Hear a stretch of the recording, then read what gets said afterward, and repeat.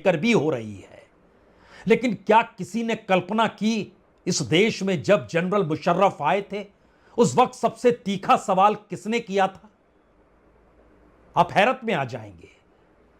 सामने जनरल मुशर्रफ बैठे और दूसरी तरफ जमायत उलमा हिंद के मदनी साहब ने जो सवाल किया, हमें लगता है वो बहुत पुराना किस्सा है, लेकिन सुनना इसलिए चाहिए क्योंकि मौजूदा वक्त में इस देश के मुसलमानों को लेकर जो सवाल 2014 से बतौर वोटर साथ ना जोड़ने की इच्छा से लेकर पूरी संसदीय राजनीति में उन्हें हाशिए पर ढकेलते हुए अब मौजूदा वक्त में जो वक्फ की परिस्थिति भी आई है और जो बार बार पाकिस्तान की परिस्थितियों से भारत के मुसलमानों को जोड़ने की कोशिश भी करते हैं, हमें लगता है उनको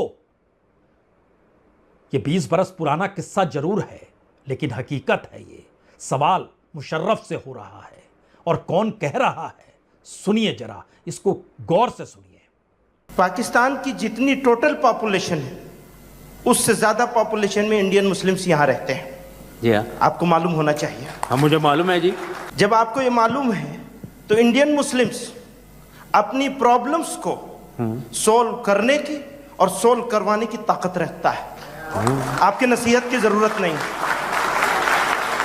एक तीसरी और आखिरी बात आपसे कहना चाहता हूं, आपने इतने साल पाकिस्तान पर राज किया है और आप ये मान रहे हैं कि हाँ दोनों तरफ से हो रहा है। दोनों तरफ से हो ना हो पर एक तरफ से तो हो रहा है, ये तो पक्का हो गया आपके इस मान लेने से।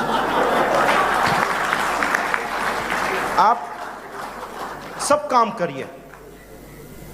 इंडिया की जो ये सिविल सोसाइटी है, इस सिविल सोसाइटी में टोटल पॉपुलेशन के 70% से ज्यादा, मैं एहतियात से कह रहा हूं 90% से ज्यादा है, 70% से ज्यादा लोग ऐसे हैं जो इंडियन मुस्लिम्स के साथ उनकी प्रॉब्लम के लिए लड़ने के लिए तैयार हैं हमेशा, और लड़ा है जुल्म के खिलाफ।